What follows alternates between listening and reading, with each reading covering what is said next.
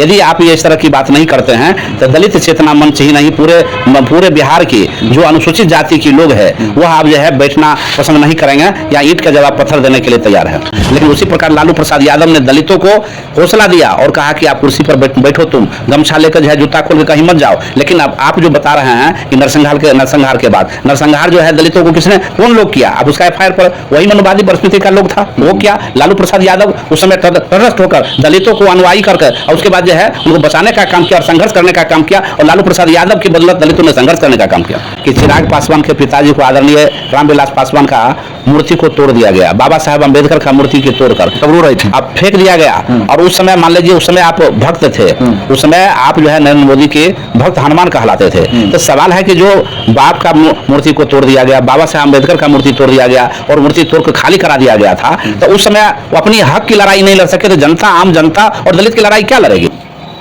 अभी वर्तमान में बिहार में राजनीतिक तापमान बढ़ चुका है और अपने हिसाब से हर राजनीतिक पार्टी दलित और पिछड़े की नुमाइंदगी की बात कर रहे हैं। इसी क्रम में राष्ट्रीय जनता दल के प्रवक्ता सारिका पासवान ने ब्रह्मेश्वर मुखिया मुर्दाबाद का नारा लगाए, तो इन्हें जवाब देने के लिए भूमिहार ब्राह्मण एकता मंच के अध्यक्ष आशुतोष कुमार ने बहुत अमर्यादित टिप्पणी की। उन्होंने कहा कि सारिका पासवान को साया और साड़ी खोलकर रोड पर नंगा नाच कराएंगे। तो इस अमर्यादित भाषा में बिहार के तापमान बढ़ चुका है।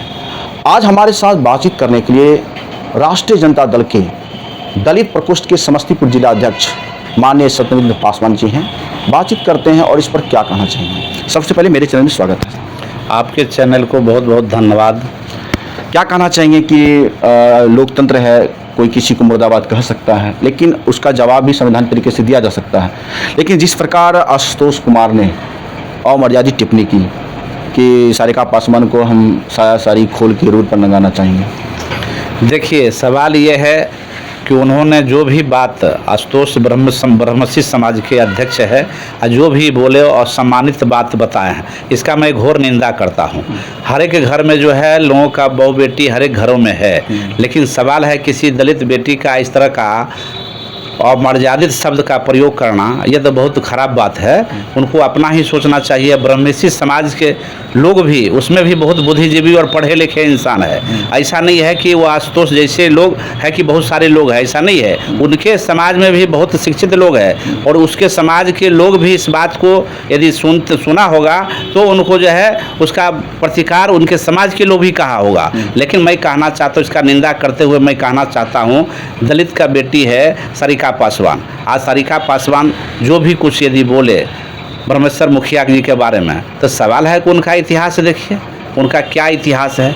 लेकिन सवाल है उस पर हमको क्या सर ये लोकतंत्र में किसी को अगर विरोध करना, मुर्दाबाद जिंदाबाद लगाना, ये अपराध है क्या? ये संवैधानिक अधिकार है। संवैधानिक अधिकार में लोग जो है लोकतंत्र में मुर्दाबाद का नारा भी लगाता है और उसके बाद जो है तरह तरह की नाराएं हैं। लेकिन इससे त्रस्त होकर लोग जो है कि जात पात में विलीन होकर एक दूसरे को मान लीजिए एजेंडा ले ले, टारगेट ले ले, ये मानववादी व्यवस्था तो समाप्त हो गया। फिर अभी क्या कहना चाहेंगे कि जिस प्रकार सारिका पासवान के साथ घटना हुआ, तो अभी तक एक भी कोई ब्राह्मण समाज के लोग आगे बढ़ चढ़कर कोई सामाजिक संगठन जो ब्राह्मण समाज चलाते हों, इसका विरोध अभी तक नहीं कर पाते हैं। सवाल ये है कि विरोध तो उनको करना चाहिए, नहीं कर पाते हैं तो कहीं न कहीं जो है लोग लगता है कि मनुवादी पहले जो मनुवाद था और वह जो है वह स्पष्ट दर्शा जा रहा है कि आज के डेट में भी वह लोग चाहते हैं कि मनुवादी प्रवृत्ति की मान लीजिए पुनः स्थापित हो। लेकिन यह सब वह समय चला गया। 90 के दशक में जो माननीय लालू प्रसाद यादव की सरकार बनी और सरकार बनने के बाबा साहब अम्बेडकर के बाद जो गरीब को, दलितों को आंख खोलने का काम लालू प्रसाद यादव ने कहा। लालू प्रसाद यादव अभी मरा नहीं है, जिंदा है। तो इसलिए हम यह आपके चैनल के माध्यम से मैं कहना चाहता हूं, ब्रह्मसी समाज के जो भी लोग हैं उनसे भी आगाह करना चाहता हूं। इस पर जो हुआ है आप अपने समाज का विरोध कीजिए कि क्यों इस तरह की मर्यादित शब्द को भाषा का प्रयोग किया। यदि आप ये इस तरह की बात नहीं करते हैं तो दलित चेतना मंच ही नहीं पूरे बिहार की जो अनुसूचित जाति की लोग है वह आप जो है बैठना पसंद नहीं करेंगे या ईंट का जवाब पत्थर देने के लिए तैयार है। सर, अनुसूचित जाति आयोग के अध्यक्ष हैं मृणाल पासवान जी, उन्होंने बोले कि हरिजन महिला के साथ अन्याय हुआ है। जबकि हरिजन शब्द बाबा साहब अम्बेडकर गाली मानते थे और अनुसूचित जाति के अध्यक्ष आज हरिजन शब्द का उल्लेख कर रहे हैं। देखिए, सवाल है कि SC/ST आयोग के अध्यक्ष हैं मृणाल जी, तो हो सकता है कि वह मिसिंग की भाषा से मान लीजिए हरिजन शब्द बोल दिया, लेकिन अमर्यादित शब्द है। ये तो संवैधानिक शब्द नहीं है सर। अब सवाल ये है कि SC/ST अनुसूचित जाति, अनुसूचित जनजाति आप बोल सकते हैं, लेकिन यह बात यदि आप बोले हैं तो सकता है उनसे मिस हो गया होगा। अब मिस हो गया है तो अपने आप में सुधार लाएंगे, लेकिन सवाल है कि अब जो है अनुसूचित जाति बोलिए, किसी को हरिजन बोलना जो है वो आपत्तिजनक शब्द है, वह संवैधानिक शब्द नहीं है। तो वह तो आयोग की अध्यक्ष है, काबिल आदमी है, वो अपने आप में सुधार लाएंगे। सर इतना बड़ा काबिल रहते तो हरिजन शब्द का ही उल्लेख करते हैं। सवाल ये है कि हम मान लीजिए वो टिप्पणी करना नहीं चाहते हैं, आयोग की अध्यक्ष है, उनको खुद अपना सोचना चाहिए।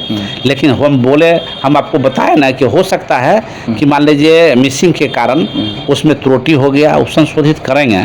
सर अभी देख रहे हैं कि बिहार में वर्तमान में जितने भी दलित एट्रोसिटी हो रहा है, चाहे मुजफ्फरपुर में रेप कांड हो या अन्य चीज़ हो, जिसमें पासवान समाज को टारगेट किया गया है अभी तक, तो इसमें चिराग पासवान का एक भी स्टेटमेंट नहीं आता है।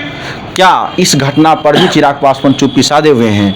तो ऐसा नहीं लगता है कि चिराग पासवान के कहीं न कहीं रिलेशन के आयोग के अध्यक्ष हैं, जो उनका दबाव भी होगा? देखिए, जहाँ तक सवाल है SC/ST एट्रोसिटी का मामला, तो रामविलास पासवान, ये आदरणीय रामविलास पासवान, वह दलितों के भी नेता थे और अन्य वर्गों का भी नेता थे। रामविलास पासवान और चिराग पासवान में फ़र्क है। रामविलास पासवान का जो हुल शक्ति, जो मान लीजिए आत्मशक्ति, वो किसी से डरने वाले लोग नहीं थे। और सवाल है, आप एक उदाहरण बता रहे हैं हम आपको कि चिराग पासवान के पिताजी को, आदरणीय रामविलास पासवान का मूर्ति को तोड़ दिया गया, बाबा साहब अम्बेडकर का मूर्ति के तोड़कर, तब रो रहे थे, अब फेंक दिया गया। और उस समय मान लीजिए, उस समय आप भक्त थे, उस समय आप जो है नरेंद्र मोदी के भक्त हनुमान कहलाते थे।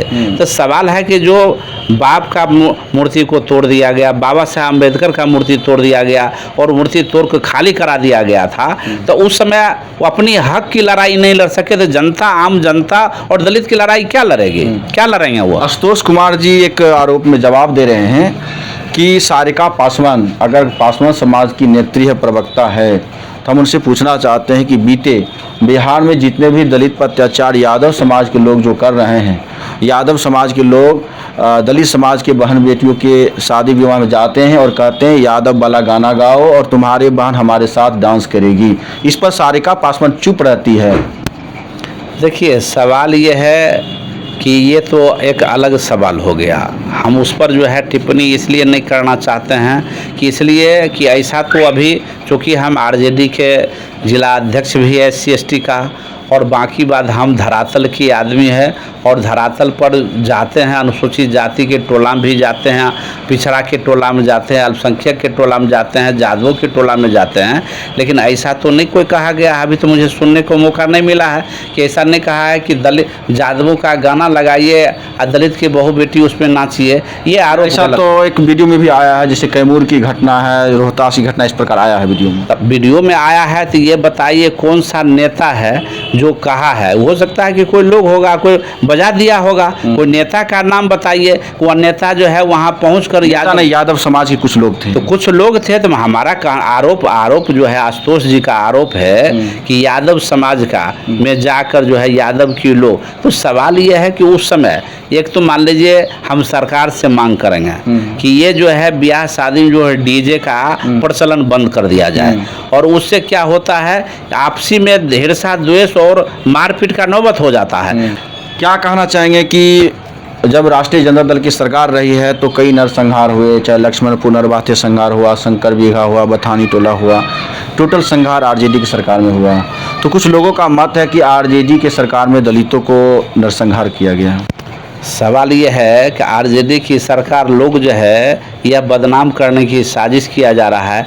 RJD की सरकार में दलितों की यदि बोल रहा है कि दलितों को नरसंहार किया गया, तो आप ये देखिए ना कि एफआईआर हुआ है तो उसमें कौन सा लोग है। जेल भी गए थे जो लोग नरसंहार किए थे, चाहे ब्रह्मेश्वर मुखिया हो, चाहे जो भी लोग आरोपी थे, जेल भी गए थे। सवाल ये है कि दलितों पर नरसंहार कौन लोग किया, आप उसका एफआईआर पढ़िए, उसका बयान पढ़िए, और कौन लोग जेल गया है उसका नाम खोलिए कि दलितों पर अत्याचार करने वाले कौन लोग था। उसको शिकंजा किसने कसा? बाबू लालू प्रसाद यादव ने कसा। और लालू प्रसाद यादव ने वह मान ली दलितों को हिम्मत दिया, दलितों को सम्मान दिया कि आप जो है तुम संघर्ष कर सको। जिस तरह बाबा साहब अम्बेडकर ने कहा कि आप जो है दलितों जग जाओ, आप माने पढ़ा शिक्षा की व्यवस्था में शिक्षित बनो, संघर्ष करो, एकता संगठित हो, एकता बनो और संघर्ष करो, बाबा साहब अम्बेडकर ने कहा था। लेकिन उसी प्रकार लालू प्रसाद यादव ने दलितों को हौसला दिया और कहा कि आप कुर्सी पर बैठो, तुम गमछा लेकर जो है जूता खोल के कहीं मत जाओ। लेकिन अब आप जो बता रहे हैं कि नरसंहार के बाद नरसंहार जो है दलितों को किसने कौन लोग किया, आप उसका एफआईआर पर वही मनुवादी परिस्थिति का लोग था, वो क्या लालू प्रसाद यादव उस समय तटस्थ होकर दलितों को अनुयायी करके और उसके बाद जो है उनको बचाने का काम किया और संघर्ष करने का काम किया। और लालू प्रसाद यादव की बदौलत दलितों ने संघर्ष करने का काम किया। क्या ब्रह्मेश्वर मुखिया पूरे ब्राह्मण समाज के महापुरुष हैं? सवाल ये है कि अब लोग अपने आप में कहे, ये तो इस पर हम टिप्पणी करना इसलिए नहीं चाहते हैं कि उनका क्या क्रियाकलाप है उसके अंदर हम इसलिए नहीं जाना चाहते हैं कि आप भी पत्रकार हैं, आप भी जानते होंगे। अब उनका भगवान हो या नहीं हो वो ब्राह्मण समाज के लोग ही बताएंगे, उसका कानून हम टिप्पणी नहीं करना चाहते। ये सारे सुशासन सरकार में ही तो सारे लोग बरी हो गए। तब सुशासन देखिए सरकार में बरी हो गई, लोग कह रहे हैं जंगल राज। लालू प्रसाद यादव सरकार में थे, दलितों के यहाँ मुसहर जाति के यहाँ जो सबसे पीछे पैदान के लोग हैं, आप देखिएगा विधानसभा की बारी हो या मान लीजिए कहीं नौकरी दिलाने की बारी हो या मान सम्मान की बारी हो, सबसे पीछे पैदान के लोग मुसहर जाति के लोग हैं। और वहाँ आज मांझी जी राजनीति कर रहे हैं, लेकिन उस बस्ती में जाने का काम कौन कर रहे थे? लालू प्रसाद यादव कर रहे थे। तो आज सुशासन की बात कर रहे हैं तो उस समय की बात, उस समय की प्रशासनिक व्यवस्था और अभी का प्रशासनिक व्यवस्था क्या फर्क लगता है कि नहीं लगता है? उस समय एक कार्यकर्ता एक प्रखंड विकास पदाधिकारी के यहाँ, एसडीओ के यहाँ जाते थे, थाना में जाते थे, उसका काम होता था। आज क्या हो रहा है? आज सुशासन बाबू कहला रहा है, अफसरशाही व्यवस्था बहुत चरम सीमा पर चला गया। उस समय जनता की राज। अभी आखिरी क्या कहना चाहेंगे?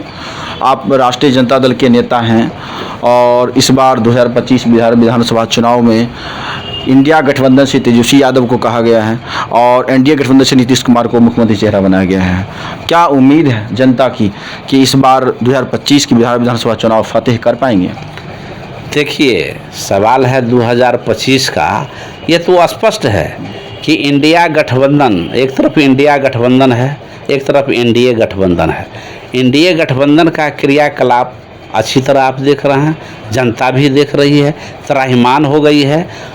हर एक जगह जो है, एक ऑफिस में आप बासगीत प्रसाद से ले लीजिए, मान लीजिए राशन कार्ड से ले लीजिए, वृद्धावस्था पेंशन से ले लीजिए, हर एक तरह का मामला देख लीजिए, जनता त्राहिमाम है। जनता ये सबसे ऊपर उठकर जो है तेजस्वी यादव को पसंद कर रही है। और इस बार जो है अभी देखिए शिक्षा विभाग का, टीचर का बहाली, ये आप हमसे क्या, हम तो उस दल के नेता है, अब उस दल की वर्कर है। हम यदि बोलेंगे तो आप कहिएगा कि दल के बारे में बोल रहे हैं। ये आप धरातल पर जाइए और जनता की आवाज़ है कि इस बार तेजस्वी यादव की सरकार तय है और तेजस्वी यादव की सरकार बनेगी तभी जो है बेरोजगारों का रोजगार मिलेगा। तो ये सवाल है, वह जनता यह चाह रही है कि सरकार बदलाव, सरकार बदलना जनता चाह रही है। और इस बार जो है तेजस्वी यादव को कोई रोक नहीं सकते हैं बिहार के मुख्यमंत्री बनने से। तो हमारे साथ बातचीत करने के लिए राष्ट्रीय जनता दल के जिला अध्यक्ष माननीय सदमित पासवान थे, जिन्होंने बताएं कि इस बार 2025 बिहार विधानसभा चुनाव माननीय तेजस्वी यादव के नेतृत्व में फतेह होगा। और साथ ही साथ जो सामाजिक न्याय है और जहां तक कि जो आशुतोष कुमार ने जो बयान दिए वह भी असंवैधानिक है और कहीं न कहीं अनुसूचित जाति का आयोग इस पर कितना स्टैंड कर पा रहे हैं वो तो देखने की बात है। आपका क्या सोचना है? आप लाइक कमेंट शेयर कीजिए। मैं ब्रजमोहन गौतम, धन्यवाद।